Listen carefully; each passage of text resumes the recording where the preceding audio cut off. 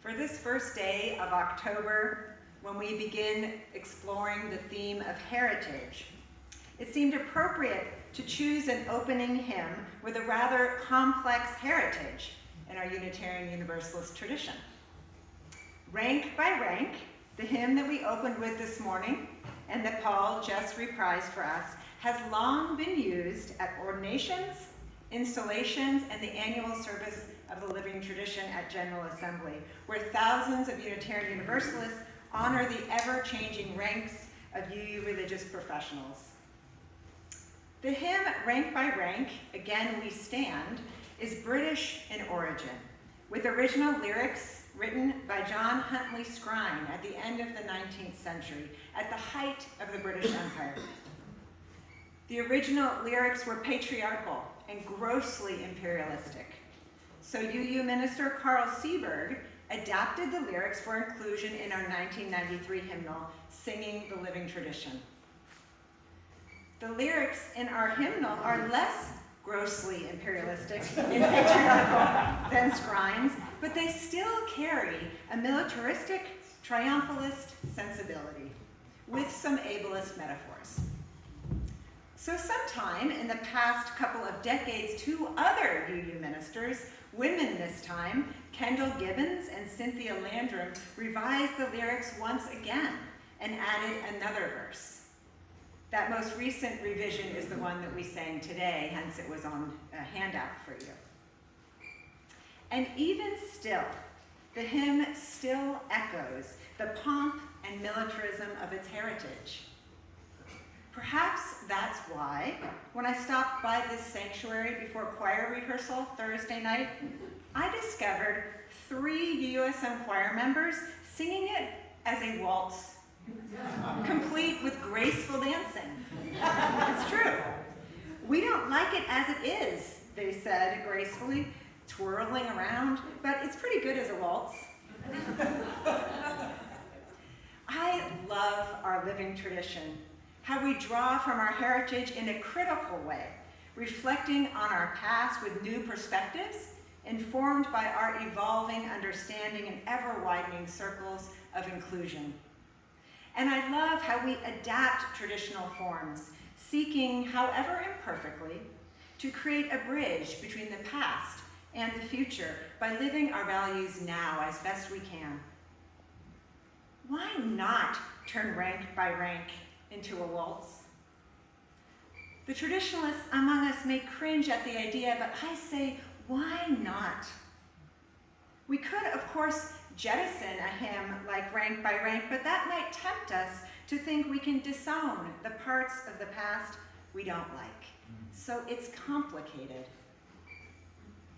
I opted against tradition in my ordination and intentionally did not include Rank by Rank, but we chose it for worship today because its complicated history, its repeated refashioning, is part of who we are as Unitarian Universalists. We are a people who believe in refashioning ourselves, revising our traditions, rebuilding our systems in the light of truths that are constantly unfolding. We do this refashioning best as Unitarian Universalists when we do it with humility, willing to face and own the difficult parts of our past, acknowledging that we're never going to get it perfectly right, but trying nonetheless to make it better now and for future generations. To make it align a little more with our core values, moving us closer to a shared vision of beloved community, while still connecting us to our past. A past that we must revisit, especially in times of transition, when we are moving from one way of being or doing to another. UU Minister Richard Nugent writes, "In each generation, Unitarian Universalism has sustained itself and evolved because of our openness to question our own dogmas and explore new ways of being religious. Congregations sustain themselves and evolve in large measure by questioning their own dogmas and exploring new ways of being religious.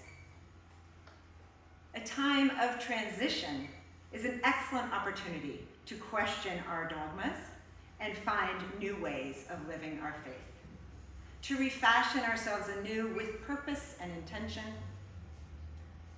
But it's hard sometimes in the middle of transitions to pause and look back. Transitions are often uncomfortable, often full of loss and uncertainty, as well as hopeful anticipation. And in our discomfort, we often want to speed through transitions, to get to the other side as fast as possible, to regain a sense of clarity and stability. And if the change that launched us into transition was abrupt, unwanted, or traumatic, we're even less likely to want to look back. But the truth is, if we're hoping to be intentional about what's ahead in a time of transition, we have to slow down and reflect on our past. Those who cannot remember the past, wrote philosopher George Santayana, are condemned to repeat it. In an interdependent universe, we can never be free of the past. It is always present.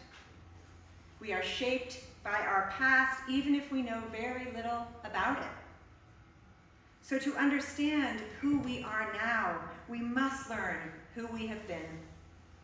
Only then will we be able to consciously choose together who we might become. UU minister Scott Taylor differentiates between history and heritage in a helpful way. He writes, whereas history pleads protect what we put into place, heritage urges know the plot line of which you are part. History is what happened.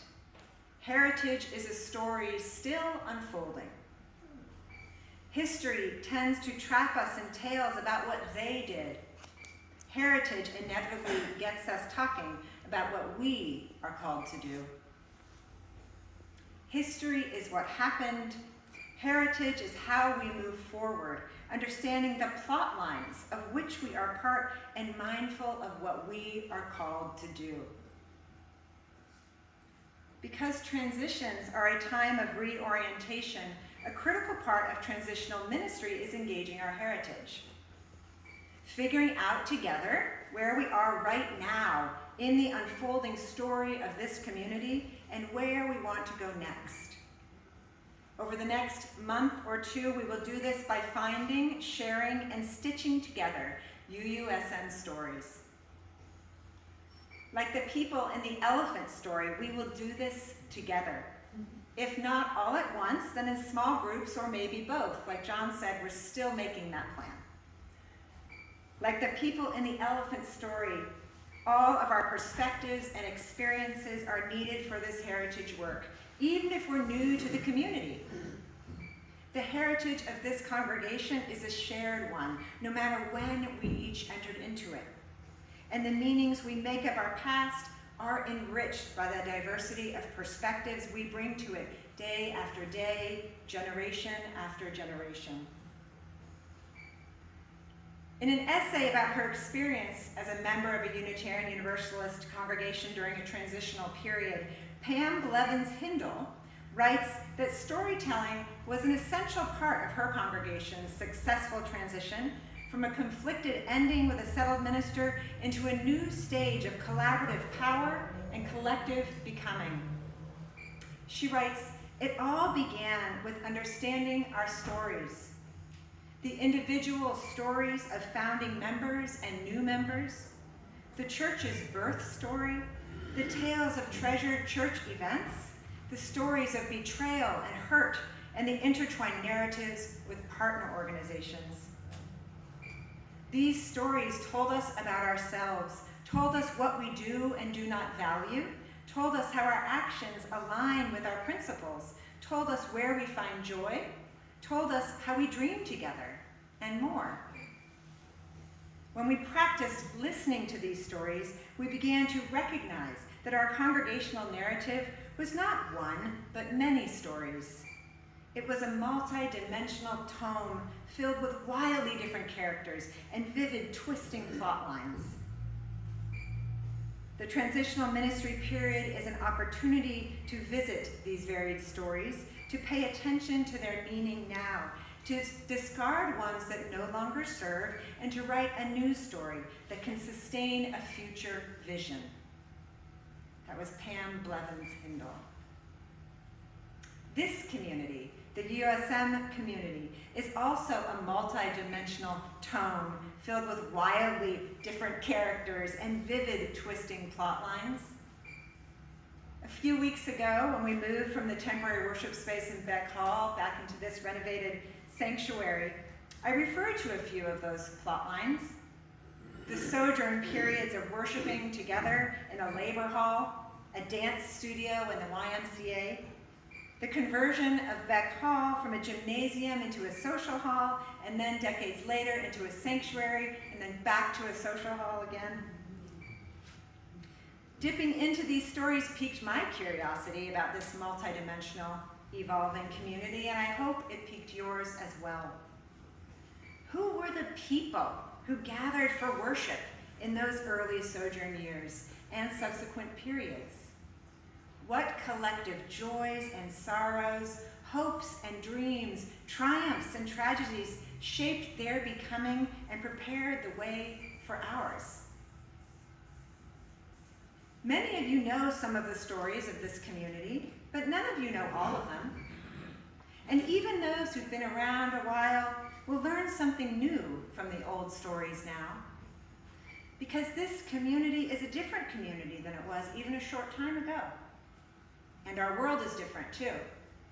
So the stories of the past will carry new meaning now. And as we put the pieces of the past together, we can reflect on how they relate, what patterns they reveal, what strengths have sustained this community repeatedly over time, which dreams of our ancestors still compel us, what wounds remain that need healing. This will help us be intentional about shaping the future. So as we engage this monthly theme of heritage in the context of our transition work here at USM, I invite you to reflect on the following questions. And you can add these to the questions I gave you last week. Lucky for you, I will not be preaching again for a few weeks. So I'll get any homework, maybe.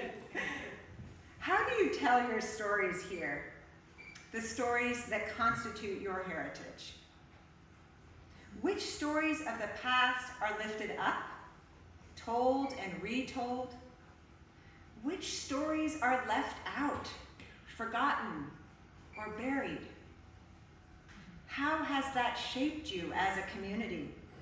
Whose names and contributions are remembered and honored, and why? And what impact might all this have on your unfolding now? History is what happened. Heritage is a story still unfolding.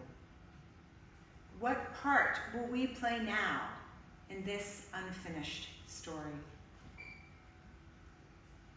In closing, I'd like to zoom back out from the heritage of this particular community to the larger shared heritage of Unitarian Universalist congregations, spanning way back in time to our Puritan ancestors in New England and forward through the ages, as told by Sean Neal Barron. This reading is called A History of Church, including yours. One day, your church was born. Maybe it was a gathering of saints called together for the common worship of a wrathful God, ceaselessly praying between bouts of decrying the evil of Christmas or dancing. Or maybe a few brave souls answered a notice in the newspaper, curiosity piqued by the announcement of a religion where free thinking and tolerance were bedrocks.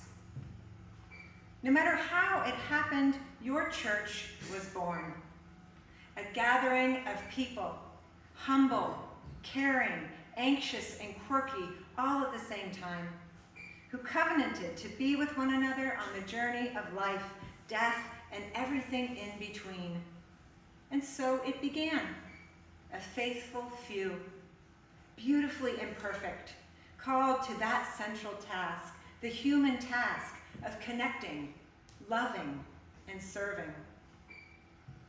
It was just a baby, and yet it was thrust deep into the human condition, tasked to hold minds and souls, bodies and hearts along the roller derby of disease and birth, infighting and joy and Christmas pageants. Sometimes all of those at the same time. They gathered to hear the world broken open for insightful sermons, rejuvenating music, and a community whose fierce devotion to each other's well-being rivaled a mama bear's for her cubs. But it wasn't always like that, of course. There were the trying times, and I don't just mean Phyllis or Jack, those stubborn but lovable souls who inhabit the netherworld of committee meetings. No, I mean the trying times, when the church almost split in half over the war or integration, or when the mill left the town vacant, or when the minister crossed that line and the people couldn't speak about it for decades. But somehow you were still here, still on the town common or the sidewalk corner, still the church that everyone recognizes, still the ones that show up every time you are called on, still using the communion silver until you voted to sell it. New people came and they changed things, small things, big things, things that nobody noticed as it happened until suddenly it was hard to even recognize anything anymore. That was a hard moment, a tearful moment. And other things changed too. The proclamations about God, once heard loud from the pulpit, softened. Wrathful became loving. Distant became intimate. Mandatory became optional. After the war, the nursery and RE classrooms were overflowing. Each baby dedicated reminded the church of the incredible beauty of life and the gift of this community, all huddled around a baby that would bestow upon this child. The history of your church is more a story of the determination of love to break forth than it is about tie-dye or chalices, sermon discussions, or social justice committee meetings. The history of the church is the history of the human enterprise, evolving in sights and sounds, yet revolving always around its core. The history of your church is the gift of potential and momentum, of baggage and personality. The history of your church is the launch pad from which you spring into action or disarray. Each day, your church is born.